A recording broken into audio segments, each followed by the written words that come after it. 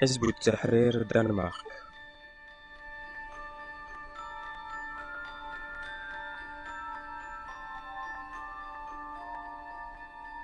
L'envoyé d'Allah sallallahu alayhi wa sallam a dit: Viendra un jour où les nations s'uniront contre vous, comme s'unissent des gens affamés autour de leur plat. Quelqu'un demanda: Serons-nous en petit nombre ce jour-là?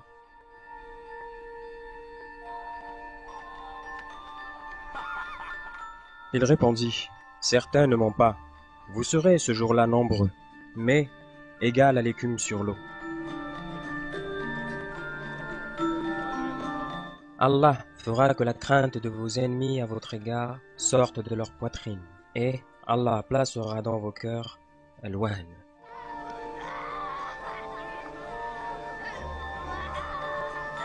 Quelqu'un demanda alors: Ô messager d'Allah, qu'est-ce que l'wahn? Le prophète sallallahu alayhi wa sallam répondit: L'attachement à la vie d'ici-bas et la peur de la mort. Jusqu'à quand, Ummah de l'Islam?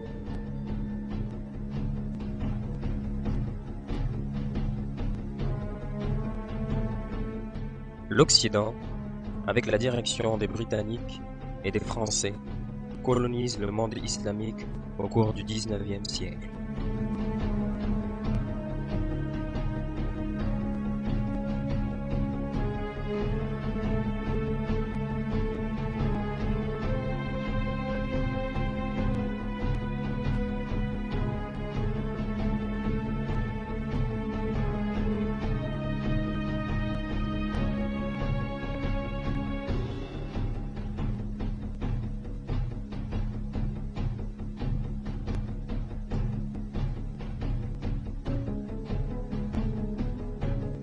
Lawrence d'Arabie, l'espion britannique, à l'origine de l'insurrection des nationalistes arabes. Ces derniers se rebellent contre le khilafat ottoman.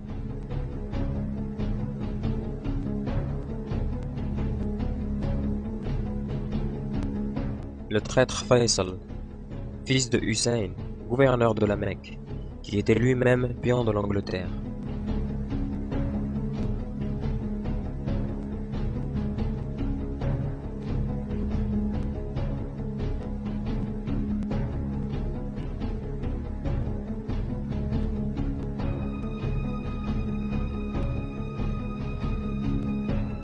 La Grande-Bretagne commence l'occupation de l'Irak en 1915.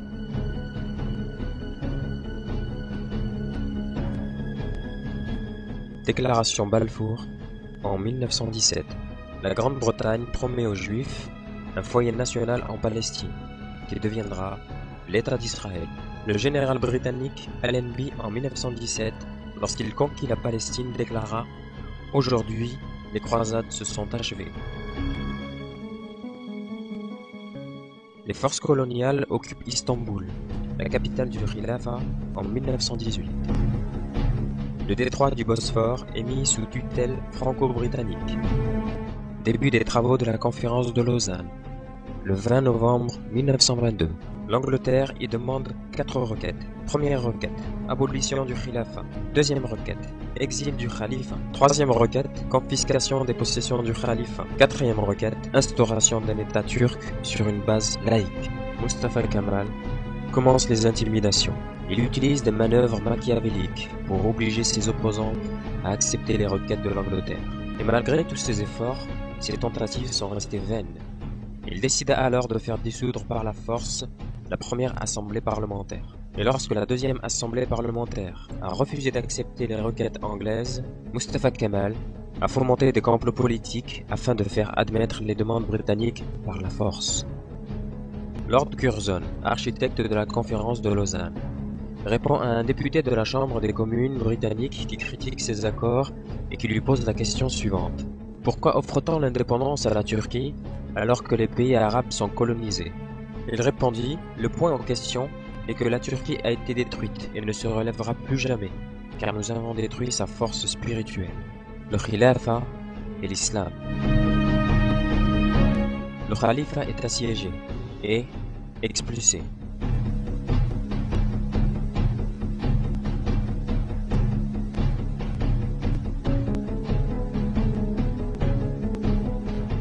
3 mars 1924, le criminel Mustafa Kemal Atatürk déclare l'abolition du Khilafa à Istanbul. Et c'est le même jour que le Khalifa est contraint à l'exil. C'est le prix imposé par les Anglais en échange de son installation comme président tyrannique, à la tête de la République laïque turque.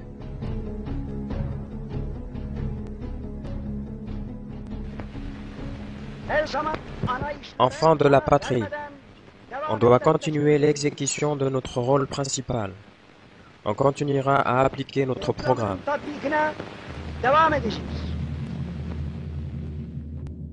Ce programme, l'occidentalisation des institutions éducatives,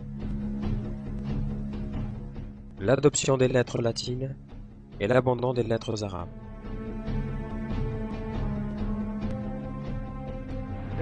Le nom de Mustafa Kemal Atatürk restera toujours attaché à la fondation de l'État turc moderne, et son nom entrera dans l'histoire.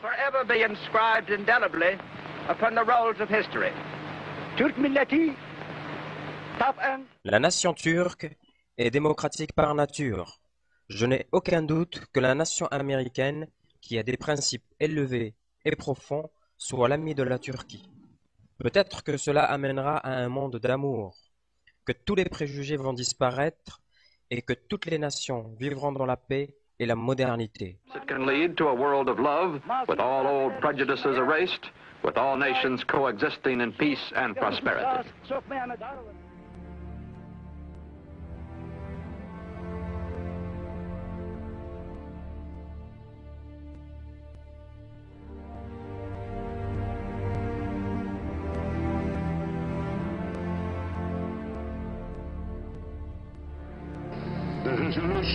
Après délibération, la décision de la Commission spéciale sur la Palestine est adoptée avec 33 votes pour, 13 contre et 10 abstentions.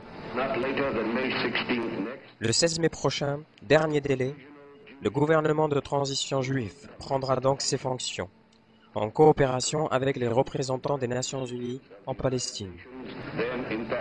Il était indispensable de trouver un lieu de refuge pour les Juifs. Ma position, c'est que le gouvernement américain ne pouvait rester immobile, les mains liées, sans rien faire. Alors qu'en même temps, ceux qui furent victimes de la folie d'Hitler ne pouvaient entreprendre une vie nouvelle.